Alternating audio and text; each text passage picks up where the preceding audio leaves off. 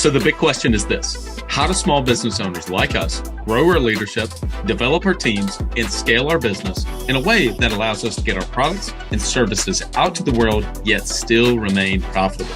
That is the question, and this podcast will give you the answers. I'm Bradley Hamner, and this is the Club Capital Leadership Podcast.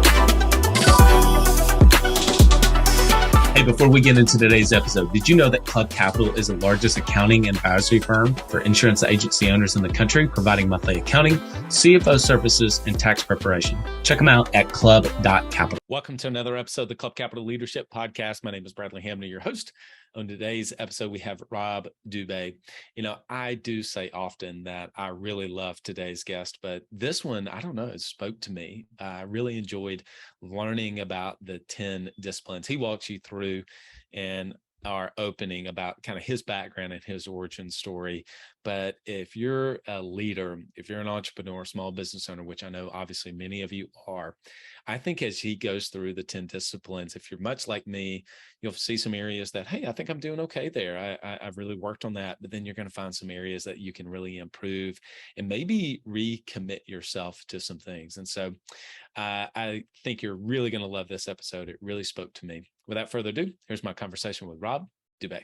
Have you ever tried online marketing before and wasn't sure if it was working? Maybe your rep talked about all the impressive features and stats and said things were going great, but you didn't know how all that tied into raw new policies written. Well, that's not the case with DirectClicks. DirectClicks is the premier Google Ads and SEO option exclusively for State Farm agents. Why? They're 100% results oriented with an exclusivity guarantee. Every review call you have with your account manager focuses on what really matters to your business, and that's leads and call-ins received. Everything will get broken down to cost per lead received.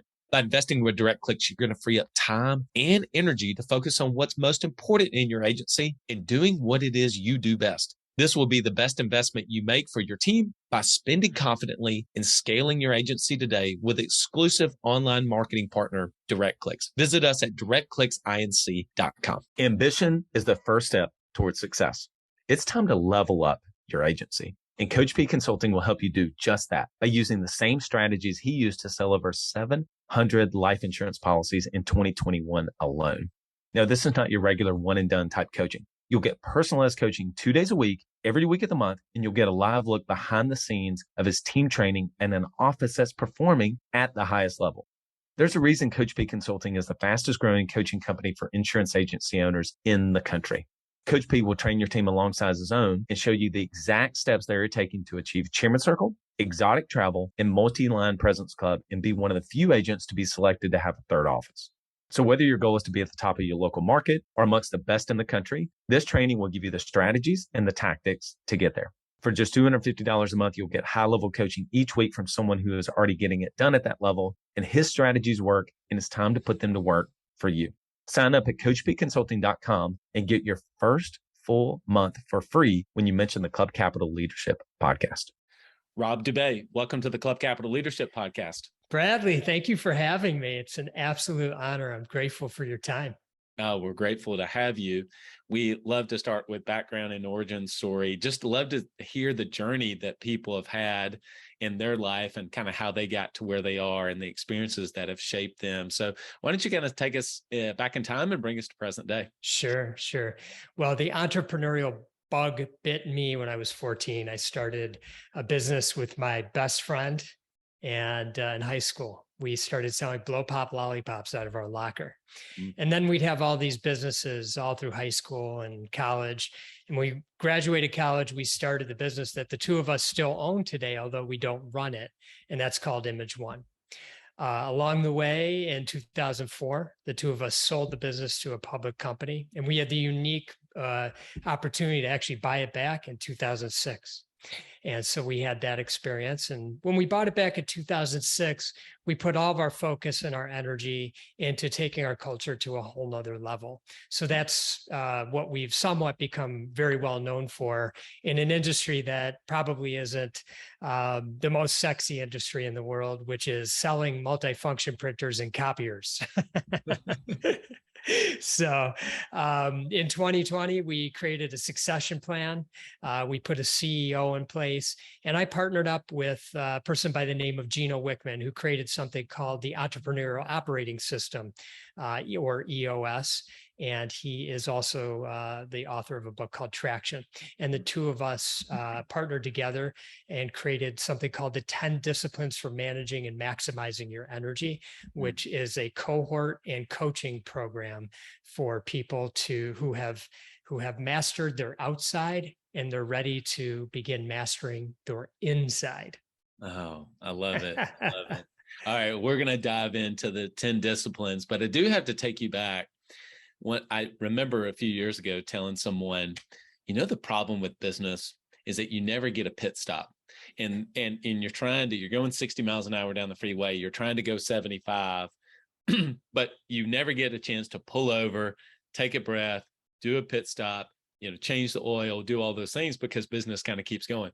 But you actually had a situation to get to do that, right? You got walked away from the business, then you had a chance to buy it back. So I'm actually curious, how valuable was that? Because I actually know of a few people that have done something similar. They started a business, went and did something else, and then came back. And to a person, they've said it was the best thing ever because I was able to see more clearly whenever I step back into it. Can you just talk about that? Yeah, well, my experience was a little bit different in that we didn't step away. We actually had a 3-year employment contract, but I did learn to see more clearly. And what I saw clearly is I never wanted to be part of a company that operated like that ever again.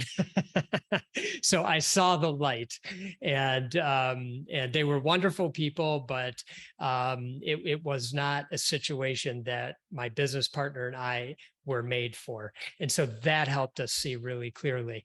And it really helped us start to think about what might be next. And we didn't realize we'd have the opportunity to buy our company back. So we did begin kind of thinking after our 3 years, what might we do next and how would we do things a little bit differently?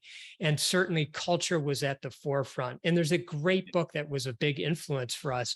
And that book's called Small Giants, Companies That Choose to Be Great instead of big, but it doesn't mean they aren't big companies. There's a lot of companies that are considered small giants that are quite large, but it was all about being great first. And that had a big focus on people. And what I like to say is being lifter uppers versus dragger downers. I love that. I love that. All right. So we're coming out of, I think, literally an unprecedented time. I mean, it has been the most challenging time to be a business owner, founder, leader, maybe ever. And I don't say that lightly. I mean, coming out of a 2-year pandemic, now you're dealing with supply chain issues. You're dealing with labor shortages. My goodness, people are really challenged to find really good people right now across all businesses. You're dealing with inflation and et cetera. Leaders are exhausted. Their energy they're not exhausted. They're completely depleted, right? And their energy is never been lower, yet they press on because that's what they do as a business owner. Can you just speak to the idea that how important for somebody that maybe has heard, I need to focus on my energy, but yet maybe hasn't done the things to do that they need to do, like even getting it in the mindset as to why this is such an important thing for us to focus on? Mm-hmm. Well, first of all, the kind of energy that I'm speaking of when we talk about the 10 disciplines, it's an energy that swirls around you. So you have to first be able to stick with me when I say that. This isn't about physical energy. Like when I get up, I'm raring to go, although that's certainly a wonderful thing to have. And there are ways to make that happen through just the standard things in life, like getting a good night's sleep and making sure you're exercising and eating right and you're a hard worker and all those kinds of things. So, but to back to, getting back full circle to your question, it's important that as, especially as entrepreneurs, like in the sorts of people that are listening to your podcast, that they put a focus on the inside, that they really build a foundation that give them space in their life so that they can do that. And that's where that energy comes from. So when you go through these unprecedented times, and there'll be further challenges in the future, hopefully not quite as heavy as they may feel today. But what we like to do is get you in a state of what we call float. And we spell that FLOWT. And that's where you are in flow, but in a way you feel like you're floating. And floating doesn't mean that you're off in la la land and nothing ever bothers you. What it means is as things come your way, the goods and the not so goods, you have a unique ability to just roll with it and just understand that that's what's happening in this moment. I can handle what's happening in this moment. And it's just a thing that I'm dealing with. And when they're good things, it's really easy. But when they're things that, like supply chain issues is a great example, when there's supply chain issues and you can't deliver product to your customers, like one of my businesses, Image One, we literally have orders that we can't fulfill. So what are we going to do about it? Let's keep that good energy swirling around us, because that's just a better way to be. Mm-hmm. I have a client that would use the term, sometimes I just get wrapped around the axle, and one thing perpetuates another, and he gets wrapped around the axle, and he realizes, he's working to realize that, the way that he gets whenever problems, and he only begins to see more problems, right? He's just scanning for all the bad things that are happening. And I think that really what I get to is this idea of just being emotional. He's just emotionally reactive constantly to the things that are happening, as opposed to being at such a place in his life of calmness that no matter what comes, he's going to address it. He's not sticking his head in the sand like a flamingo. Right. We're able to actually address these things and see them for what they are, and see it as the opportunity you speak Yeah. of. Yeah, absolutely.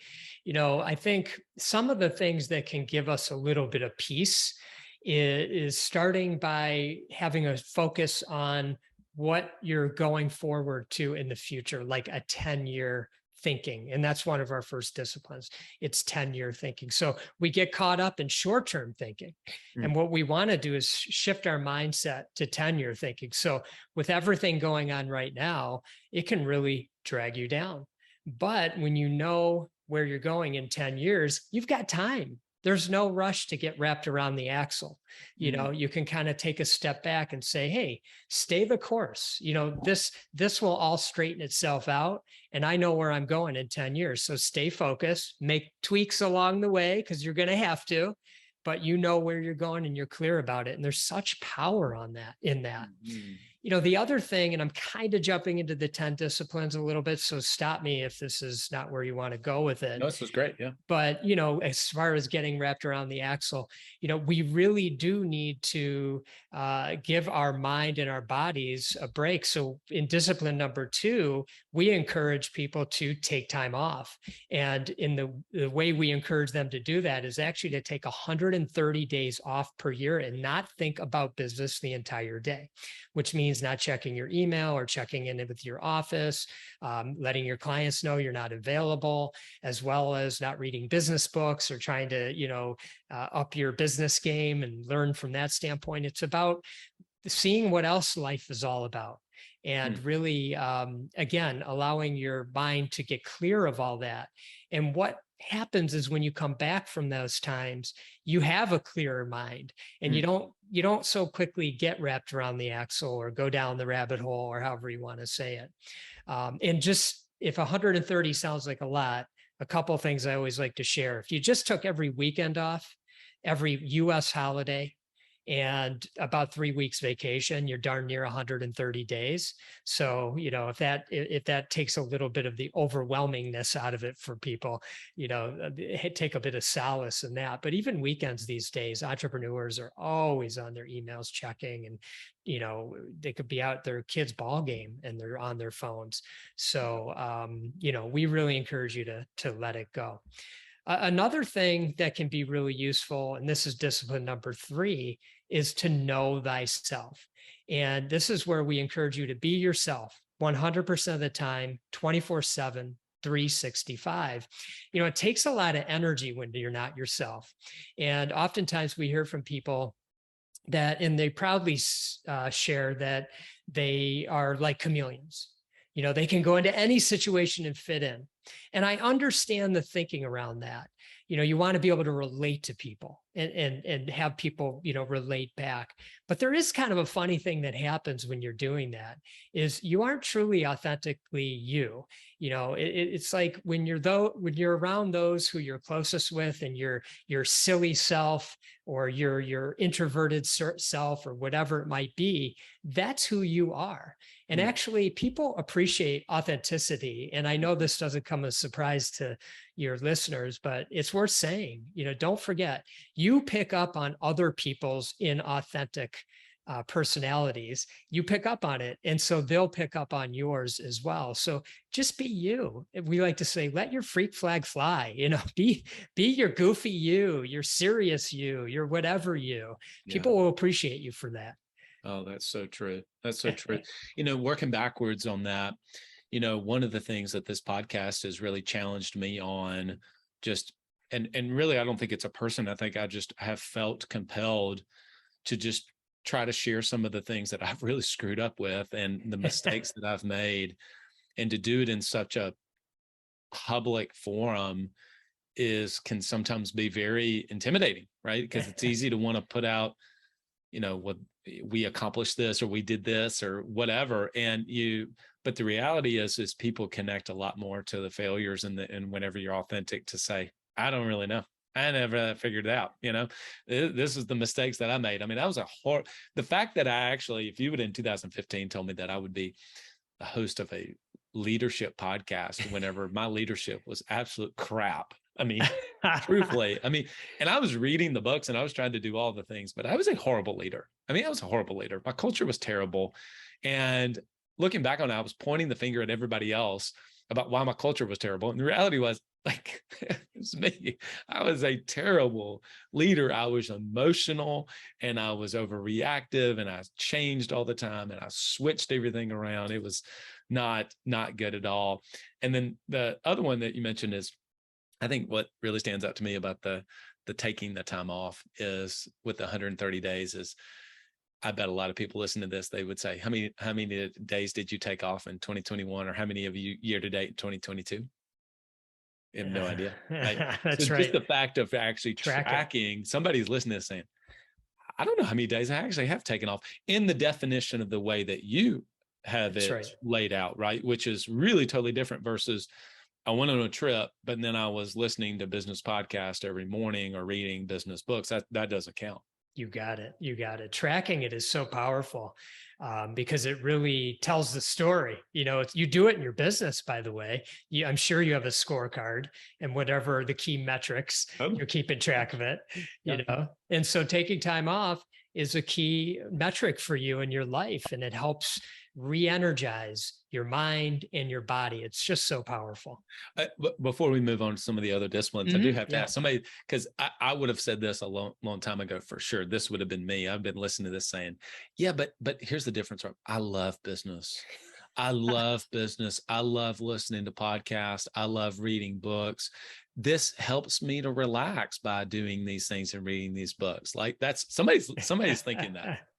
Many people are thinking that. I hear that all the time, and I believe them wholeheartedly. I know they love business, but we have to take ourselves away from it. We have to do it. And there's a life beyond business that we're missing. And there may be many things that you would love, but you have no clue you would love them because you never took the time to try them. Mm-hmm. And some of those are, this might hit kind of hard for some people, but some of those things have to do with being with your family and fully present in the present moment with them, not being at the kids' games and being on your phone, and actually fully present with the boredom of watching the ball game or whatever it might be, and really taking it all in. And, that's just one illustration of the many, many things that we're only half in on in our lives. And this is about being all in the present moment with whatever you're doing. Mm-hmm. All right. So we've gotten through 3. Let's go through the other ones. So the fourth discipline is be still. And this is where we encourage people to sit in silence for 30 minutes every day. And this can make its way in many forms. Some people will sit for 30 minutes and do prayer. Some will sit in meditation or contemplation. Others will journal. Some, they might just stare out the window. Somebody shared with me recently that they look out the window at a large willow tree that they have in their backyard, and they just watch it swaying in the wind. And so whatever form that takes for you, for me, I have a meditation practice. So whatever form it takes for you, find it and just find yourself in a seat, whether it be, a chair or on the floor, whatever's most comfortable for you, and sit in silence for 30 minutes.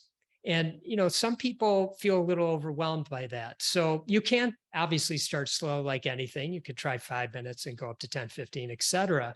But here's something to consider. There's a great quote by one of a best-selling author by the name of Anne Lamott.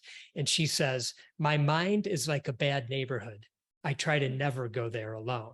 And so I often wonder if one of the things that's challenging us to sit in silence for 30 minutes is subconsciously or maybe consciously, we're concerned at where our mind might go. And because it goes to painful places sometimes it goes to very joyful places. The more you do it, I think it does end up there. But, these painful things could be that interaction you had with a team member, an employee last week, and how you handled it so poorly. And it just hurts so bad. Like you didn't want to think about it anymore. Could be a customer interaction that you had or a deal that you lost. It could be other sorts of things. It could be traumas in your life, quite frankly. It could be anything. It could be your to-do list that you're just so overwhelmed that you sitting there is making you uncomfortable. The question is that 30 minutes going to change everything for you? Meaning not addressing your to-do list. What you get from it is you get another recharge. We need to slow down in a different way than sleeping. We need to slow down and let our thoughts just float by like clouds in the sky and just connect to something maybe bigger than us, so to speak. And that, again, takes many forms for many people. And whatever it is for you, it will re-energize you. And you will be, after that time, you will feel more calm and more peaceful. It's across the board. We see it every time. Are you an agency owner looking to grow your revenue, increase your bottom line, and better manage your taxes? Club Capital is here to help. Club Capital is the largest accounting and advisory firm for insurance agents in the country, providing monthly accounting, tax strategy, and CFO services. Way more than bookkeeping and your everyday run-of-the-mill tax prep, Club Capital is focused on providing financial and tax advisory services that help you plan and forecast your agency's performance. Their financial dashboards and agency forecasting tools help you better understand your agency's historical performance, create and measure future targets, and see how your agency compares to your peers around the country. Imagine what it would be like to understand the impact to your bottom line when deciding to hire a new employee, or forecast the impact rate changes or commission rates will have on your business. With over $200 million in tracked annual revenue and $140 million in tracked annual expenses, Club Capital has the data and the team to help you make better informed decisions for your agency. They will help you turn that back office stress into the backbone of your agency's success by giving you the tools to take your agency and your leadership to the next level. Visit club.capital today to book a solution overview with one of our business consultants. Club Capital, way more than a CPA firm. Have you read 5 a.m. Club by Robin Sharma? I haven't read that, but I'm curious. Tell me about it. So it's one of those books that sat on my shelf. I ordered it. I think who knows who recommended it? I don't know. You've mentioned a couple books. I'm like, they'll be in my Amazon cart in about 20 minutes, But well, I say that, and that is true, but I've actually gone back to some of the books that I've read before and tried to go deeper in books this year versus Great. It was just even a couple of years ago. It was on this podcast. I mentioned that I read 36 books in the year because I'd set that as a goal. Well, there's nothing wrong with that goal. I'm getting to a point here, but in the end, I found myself, oh my gosh, I've got to read 36 books. Like I've got to finish these books. And so I was just powering through books just to be like, oh, that's 27, that's 28, that's 29. And I wasn't really absorbing the information. Versus, these are the books that have really had an impact to me. And so I really am being more selective about the time that I spend in a book. And I'm more willing to, if this book is not connecting with me, to put it down. Cause I used to be like, no, I started the book, I'm going to finish it because that's, that's what you need to do. But ultimately 5 a.m. Club was a book that sat on my shelf. And I picked it up and it was totally different. So I actually thought it was going to be a 250-page book on the benefits of waking up at 5 a.m. I mean, really, that's what I thought. I mean, it sounds logical, right? Well, it's actually written in a fable format. And that is, if you're familiar with Lencioni's book, Sure, in that way. And so it's very engaging. And so if you've not picked up that book, definitely do it, because he does walk through some frameworks. I will say that I think he drags the story out a little bit long, but the message is he does such a good job around effectively this one thing, which is get up early and then spend time, right, being quiet, exercise. They kind of have a 20-20-20 formula, so I won't really spoil it, but one of them is that thing, which is meditation, prayer, being still. And that's what made me think about that. Yeah. I love that. Mornings are my favorite times. I happen to get up at 5 a.m. One of the reasons when you mentioned the name, I thought, I wonder if this has to do with a good morning routine or something like that. And I get up, I do meditation for 45 minutes, and then I do journaling and gratitudes for about 10 minutes. And then from there, I get something neat. I try to read something that's impactful for me. And then I'll do some stretchings or yoga or a little lightweight work. And then I'll go off and I'll do a run for about an hour. So the whole thing takes me about 3 hours. And I love the mornings. I really get my head clear and I feel a lot of energy as I move into my day and a lot of clarity. Can you, before we move on, so I had interviewed a lot of people on there. I've read books about morning routines, and it kind of is around a morning routine, that book. And then other ones, the Miracle Morning for Entrepreneurs is a good one by Hal Elrod and Cameron Herold wrote that one. Well, can you just speak to the benefit of doing it over a long period of time? Because I know we can get kind of fired up as an entrepreneur about something. Yes, this is what I'm going to do. Rob has inspired me to do this. This is what I'm going to do. But you really almost don't see the benefit of it until you've done it, for a month, like every day, getting up over a long, doing those things every morning. That's when the real beginning of change starts to happen. Yeah.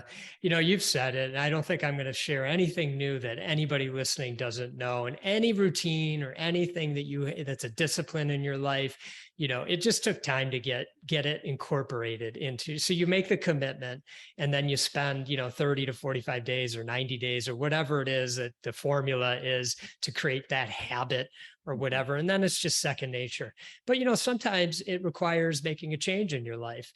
So for example, if I'm waking up at 5 and I want 7 hours of sleep, I got to be asleep by 10, by 10, so that means I got to be like ready to kind of wind down at 9:30, et cetera. So, that means I'm not out late, in socializing. That's a sacrifice, I guess you could say, and I have to make it up in other ways if that's important to me. So, you just have to decide what's most important to you if you want to have that kind of routine. Netflix just has to start at like 8 or 8:30 and not 9:30, right? That's right. And if you're binge watching something, you're going to have to start at 7. That's right. or just imagine like maybe you have to miss a day of it, like no Netflix tonight, you got home too late or whatever. So, all right, we're almost halfway through. Yeah. Number 5. So the next one is know your 100%. That's discipline number 5. And that's for you to decide on and commit to the perfect number of hours per week and weeks per year that you're going to deliver value to the world. So whatever the number is, for some people, it's 30 hours a week. Others, it's 60. And so you pick your perfect number. This takes some tweaking, but the important thing to remember here is a couple things. The first is, this is where if you go 1 hour too much, you almost feel like you're on the verge of burnout. So, you 1 hour too much, you're on the verge of burnout. 1 hour less, you kind of feel like I got more to give. Like I'm not ready to call it quits tonight. So you kind of really work with what your perfect number of hours per week is, and then set your boundaries. Start looking at everything that you're doing and ask yourself, is this where I bring my true value to this world, to this organization that I'm running? And anything that doesn't fit in there, you got to figure out a way to get it out of there. And it's not everything at once. Take it in, bite-sized pieces, like everything, little steps at a time, but begin to move all those things outside of you. And then you can work on the things that matter most within the boundaries that you set. Let's just say it's 45, 50 hours. I'm trying to think of a typical entrepreneur, 45, 50 hours, and everything you're doing, just ask yourself, is this true, the best value that I can bring to the organization and or this world? Mm. How often should someone consider a reevaluation of that? Meaning their circumstances in their life has changed. Kids they've moved to a different tier. They've Right. sold a business. They've added a business. They've bought a business. They've started another location, right? I mean, those things happen. How often should I be considering, this is what it was, now I'm going to make the change? It's always something open for discussion. I think you should always be paying attention. Have your awareness up. What's working, what's not, what adjustments do I need to make? Kids are a great example.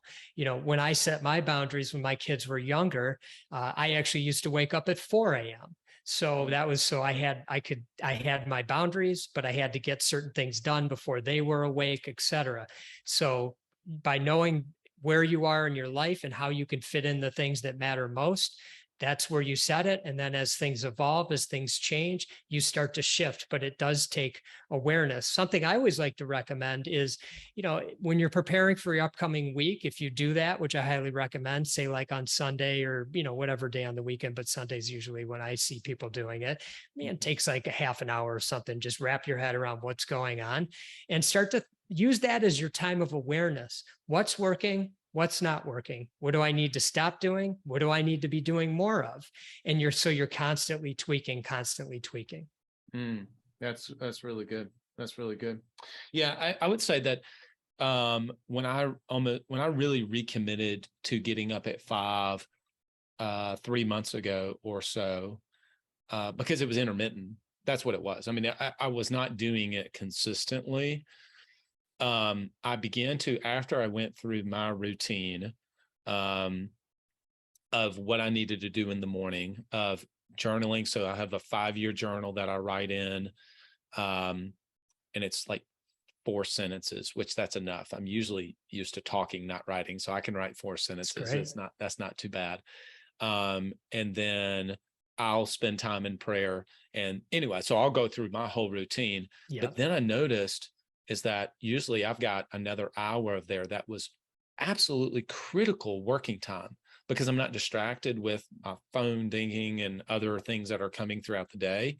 And so I'm not missing time with the kids at all because they're not up. But man, that is that's some of the best work that I do is in the morning after I've kind of gone through the normal things of the morning to renew myself, because I'm so clear and I'm not distracted. But that was a totally different routine than it was 6 months ago. In fact, 6 months ago, I couldn't have done it because of the way that things were structured in my life with my kids. Yeah, I love it. I mean, you're constantly evaluating, and things will change too. As your kids get older, your routines will change. Yeah. Yep. All right. 6. Discipline number 6 is say no often. So say no to anything that doesn't fit in those first 5 disciplines. And saying no is really hard for a lot of people. Actually, we as part of our program, we actually take people through kind of an assessment of how well they say no, and most don't do very well. If you're familiar with some of the profiling tools, there's one called Enneagram, and my profile is I'm the helper and the achiever. So if you ask me as the helper, I want to say yes. So that's my default.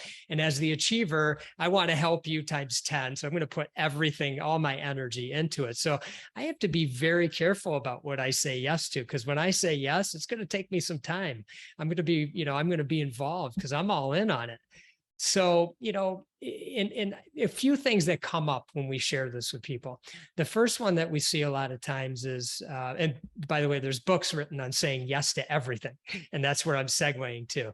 Sometimes people feel like, well, this could be a great opportunity. You never know, and those kinds of things. So there's another one where you need to have really strong awareness. Pay close attention to those meetings that you take as an example and your energy. And if you're asking yourself, why did I take this? Why did I take this meeting? This was not a good usage of my time. So start paying attention to your wins and losses, so to speak, and look at your percentages.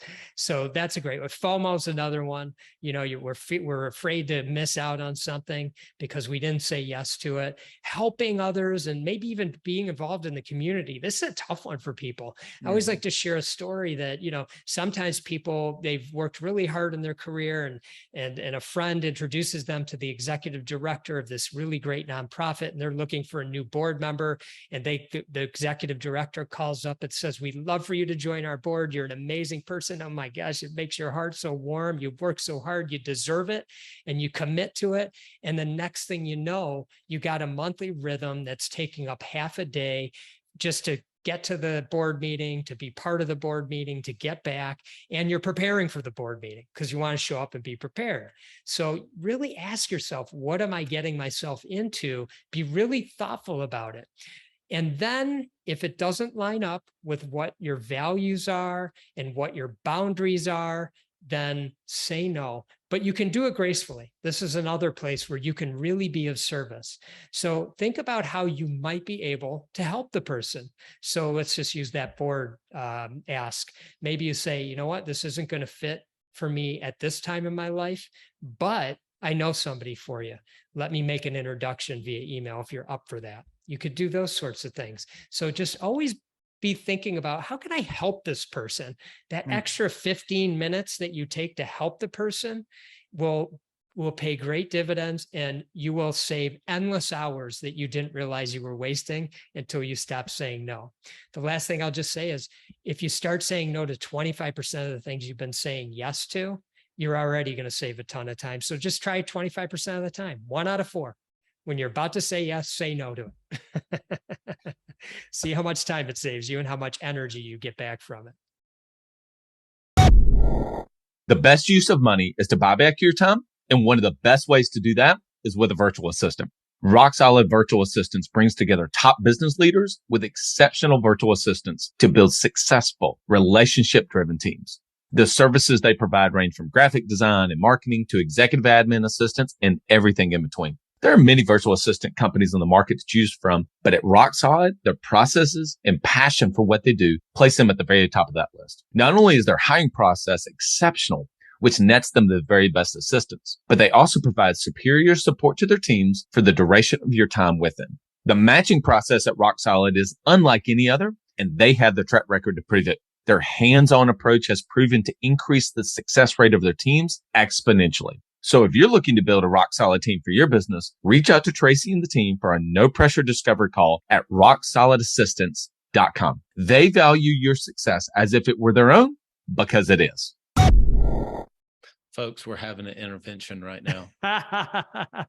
Bradley, you're another one of the say yesers. I've heard somebody say that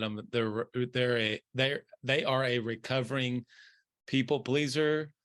I need to go through a 12-step program, not to, seriously, I'm terrible at this. I'm so terrible at this. I've been president of the recreation pool that we in the neighborhood that we live in for the last 3 years.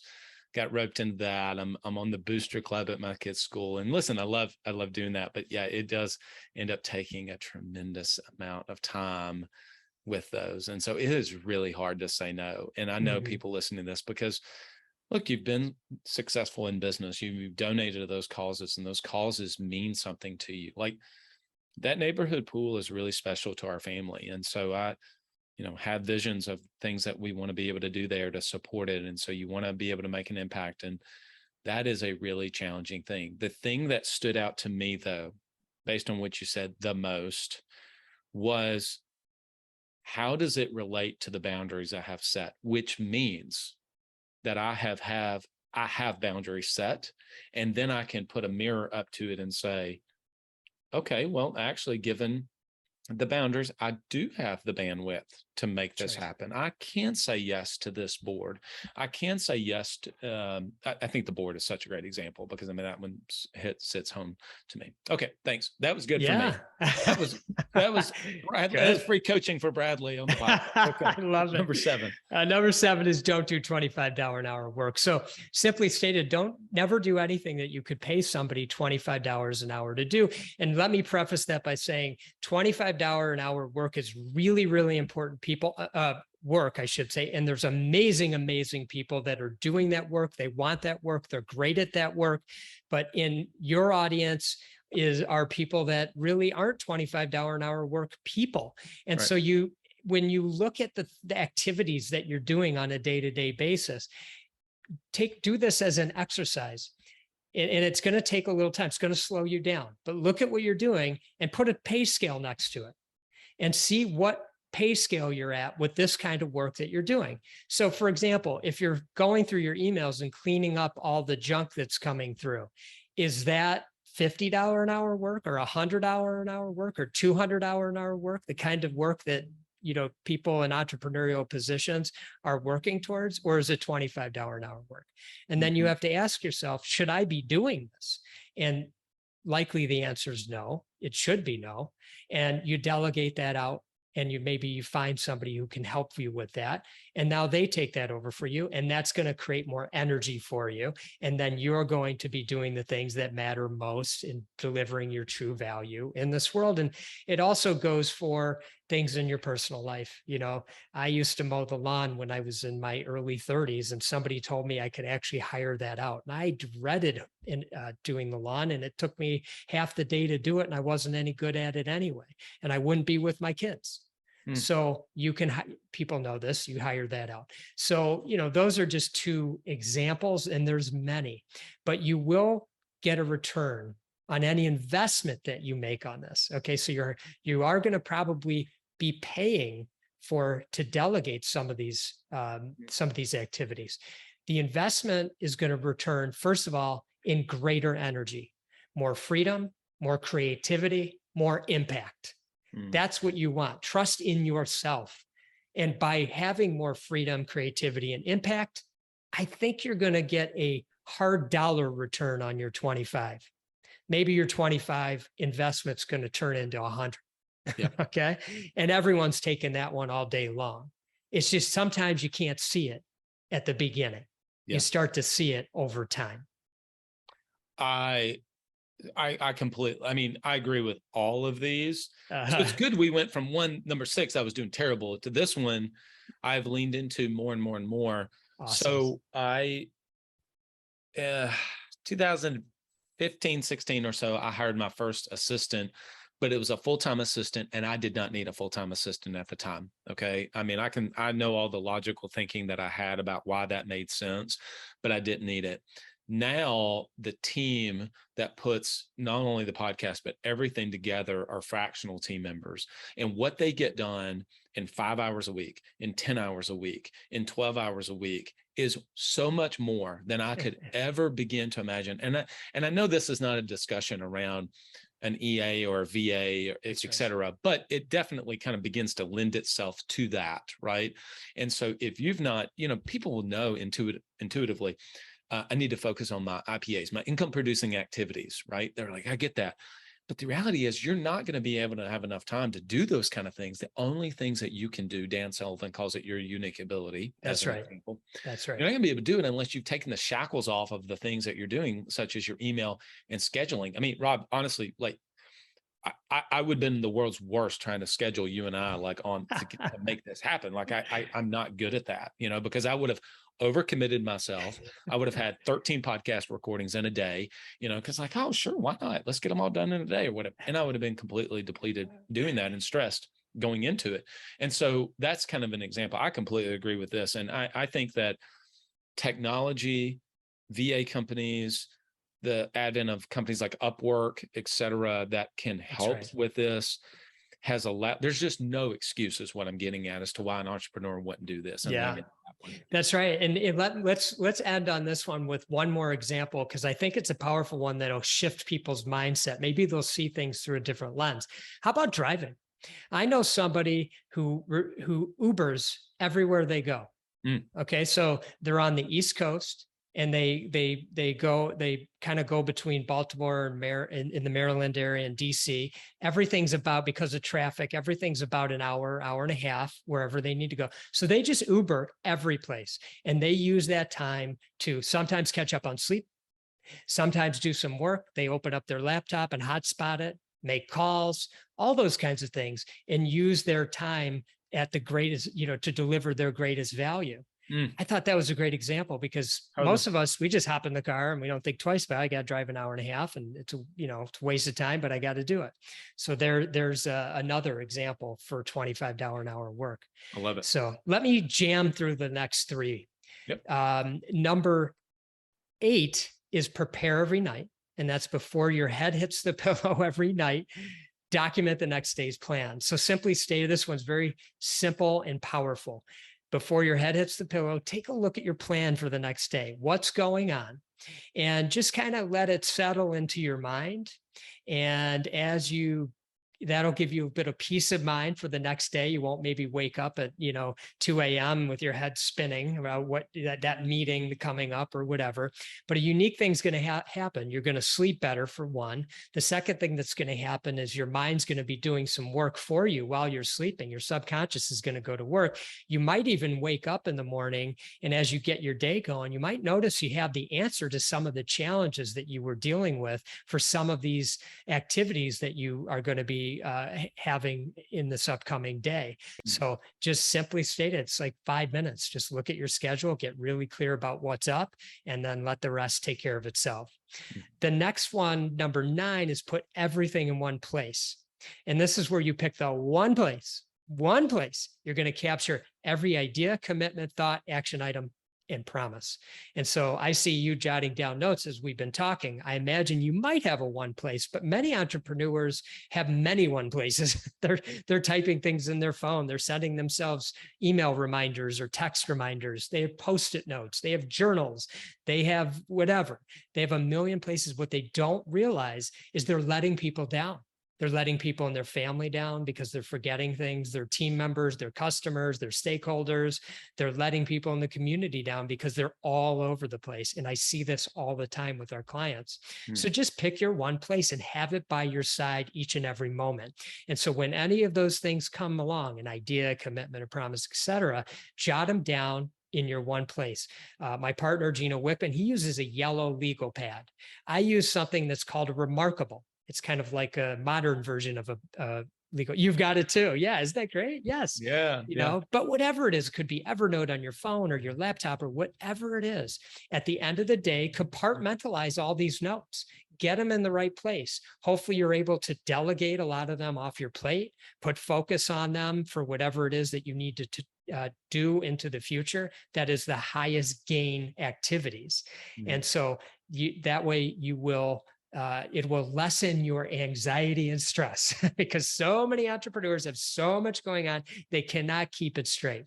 And one place will help with that. And then the last one is discipline number 10, be humble.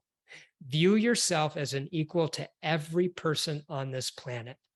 What we encourage people to do is imagine a continuum where on one side of the continuum, you are not humble at all. And I'm imagining most people who listen to this are not there. On the other side of the continuum is you are the most humble person ever. And so most people really aren't there either. So find out where you are and work towards, make it kind of a goal or a mission in your life to work towards ultimate humility and what that means, like just removal of ego, if you can imagine that. And when you begin to do that, you will start to attract like people that are also humble in nature. And when you're surrounded by people like that, the world is just a better place. And one thing that we find in people who are humble is that they happen to express gratitude just about every single day. Very simple practice, but you can just at one point during the day, think of one thing you're grateful for. And I'll bet you if you get going, you'll think of about 20. It's pretty powerful. Man, these are so great. I mean, I absolutely love, I really do. I mean, Thank you. I'm not just saying that. I love all 10 disciplines. I think throughout that, many people would be like myself, that I go through the 10 and I think, man, I am really not doing very well in this one. But then the next one comes up and I was like, I think I'm not excelling, but this is a stronger suit of mine. I've really worked on this area. And so I think that the idea is that I almost see it as like 10 balls. Like, how can I just move all 10 of them? Not to try to get them all equal, but seeing it as areas, because it becomes like I don't know, maybe a well-rounded, holistic entrepreneur, business person, just a person, a better person all the way around. That's right. Rob, this has been great. People want to reach out to you, your team, like they want to connect with you. They want to go deeper on these 10 disciplines. Where would you point them to? Thank you for asking. It's the10disciplines.com. The10disciplines.com. You'll find everything that you need there, and always love to hear from you. So don't be shy. Awesome. Rob, I hope have you back on in the future. This has been awesome. Bradley, thank you for your time and for all the amazing work you do. I really appreciate you. Thank you.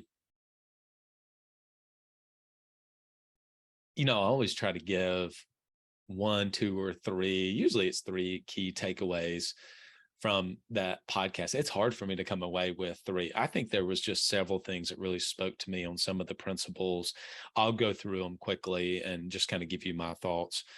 10-year thinking. I've heard recently somebody who I've really looked up to talking about the people whenever the guy's worth like $50 million or so, had a ton of success at early career. Somebody I've really looked up to has had a great impact on my life around business and the way he thinks.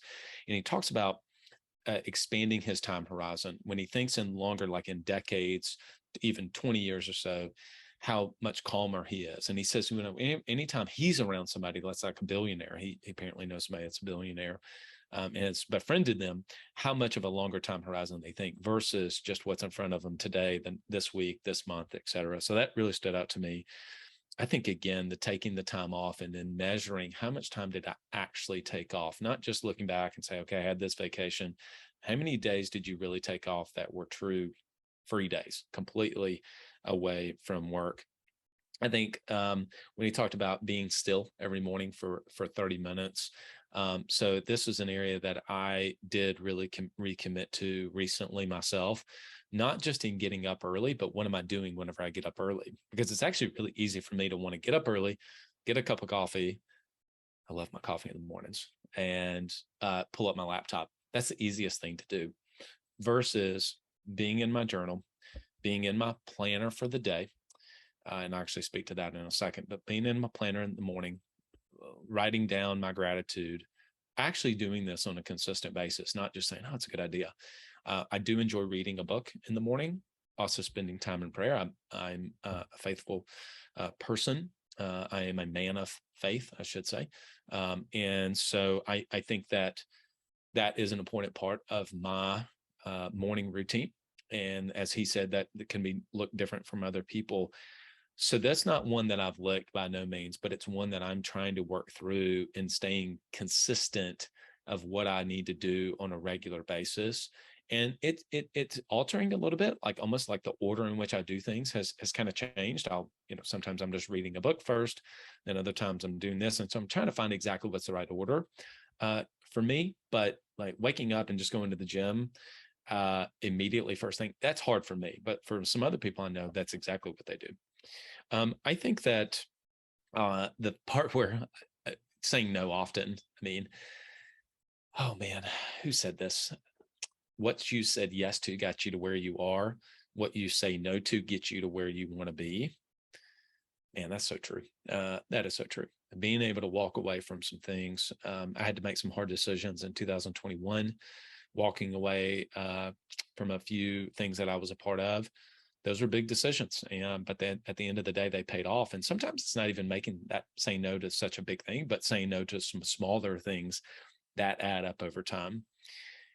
You heard me say on there, and I ended up talking about, VAs and obviously if you are interested in doing that, reach out to our podcast sponsor, Rock Solid, and just talk to them about that, because you really can level up in your leadership and people can do things that you're just a lot better at, whether it's manage your email and scheduling. I mean, those are the initial places to start for sure. But there's so many other things that people are just better at. And it's not really the high dollar things that you're getting paid to do to run your business. Preparing every night. So that is one thing that I have not been doing, is planning my day before it starts the night before.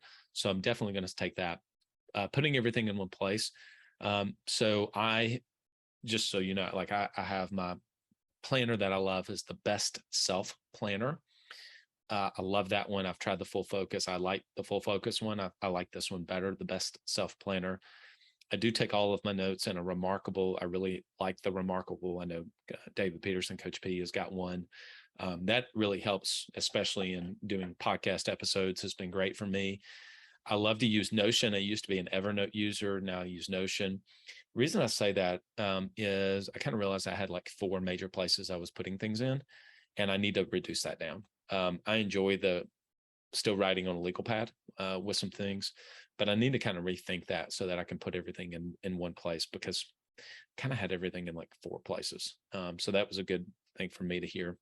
And then hopefully around being humble, I meant it when I say, hey, I'm working to try to be honest and truthful and open with all of you around some of my failures and insecurities and things that I've been able to learn along the way. And so my hope is by doing that and just bringing people on like Rob, who are amazing, that we can bring out, the genius in them and, share with you, hey, here's the things I took away from that, and hope that it's helpful, to you. You wish in life that failure wasn't the best places to be able to learn, but for most of us, it is. So those are some of my takeaways, definitely more than 3, but it is what it is. As always, want to give a big shout out to our podcast sponsors, Direct Clicks. Has been with us from the very get-go. So grateful for them. So awesome to see that the work that they're doing. Go to Direct Clicks INC. I have had some communication just in the last couple of weeks with some people on their team and with Matt. They just know what they're doing. I mean, they really know that game, and you can spend the time doing it yourself and trying to set up those campaigns. I mean, you can YouTube it, but just not having the perspective of knowing how to set it up, how to do it. It's just a better use of time for you to pay somebody who knows that game, knows your business, knows what you're doing, and can deliver high quality leads to your agency. Go to directclicksinc.com. I'd mentioned it earlier and obviously in the podcast, but when you're ready and you know that you've bought into that idea of not doing $25 hour work, and that's not in no means it's like $50,000 job. It's $52,000 job if you multiply it times 2080 in a year. But you're paid to do higher level things, and you'd be amazed at what people can do at 10 hours a week, 15 hours a week for you and your business. Go to rocksolidassistance.com. Just have a conversation with them, and you'll really see how much Tracy and her team care about your success and matching you with the right assistant. rocksolidassistance.com. If somebody charged $10,000 for a coaching program and they delivered $100,000, in return in value, they tell everybody. If you charge $5,000 and you return $5,000, they're going to be a satisfied customer. I think the reason why David Peterson has grown so much in his coaching with Coach P is because of the difference in value that from what he's charging to what he's actually delivering. $250 a month for twice a week coaching, at least 8 times in a month, plus an agent only call. I mean, you're just not going to get that level of coaching. This is quality information. Now you got to go do the work, right? He's not going to hold your hand. You got to go do the work. But if you really want to know, okay, how do I actually go from 1 office to 2 to 3, or how do I really grow and scale within my business?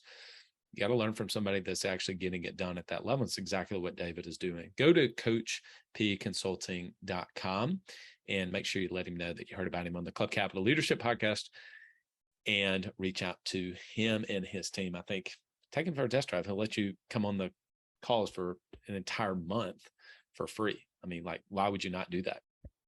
We had a listener that had just contacted Club Capital the other day, and is a sales leader, and said, hey, we listened to the podcast and listened to it for a long time, and reached out to talk to somebody on the team with Club Capital and said, hey, I'd like to kind of see what you guys can do to help my agents, and been a loyal listener. So if you're out there and I'm speaking to you, appreciate you so much for picking up the phone and caring about your agents as much as you do, to want to get them the very best in analytics and financials, so that they can know their numbers and they can use those numbers to invest back in their business. That's the thing, is that I've mentioned about at times being able to make more money as the business owner and be able to take more of the chips off the table. And that's absolutely true. But I think in a lot of times too, I was just having a conversation with an agent about this 2 days ago.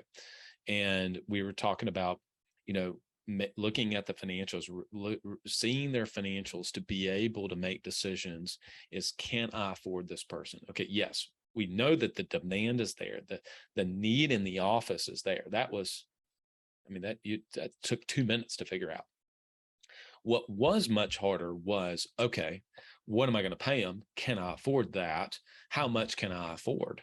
Because it's one thing to say, okay, we definitely can afford $30,000 base, but can I do 45? Does that make sense to do 45? How does that all work together? And you got to look at the financials to be able to make some of those good decisions, because it would just be easy to say, I don't know, I'm just going to pay whatever it is, versus being able to actually see it in context to, this is what we need, this is what the business needs, and this is also what the financials are saying that we can do, so that you don't, just get yourself tied in too much to too many things and get kind of overloaded with expenses. But it's important to have that perspective of those financials, and that's exactly what Club Capital can do for you. So if you've listened to us for a long time and haven't reached out, go to club.capital, book a no obligation demo, jump on one of the webinars to talk to somebody on the team. Grateful for all of you. Thank you. If this episode was helpful to you, would you consider sharing it? Maybe leaving us a review. It helps us to be able to get it out to more people. All right, everyone. Till next week, lead well. So the big question is this: how do small business owners like us grow our leadership, develop our teams, and scale our business in a way that allows us to get our products and services out to the world, yet still remain profitable? That is the question, and this podcast will give you the answers. I'm Bradley Hamner, and this is the Club Capital Leadership Podcast. Hey, before we get into today's episode, did you know that Club Capital is the largest accounting and advisory firm for insurance agency owners in the country, providing monthly accounting, CFO services, and tax preparation? Check them out at club.capital.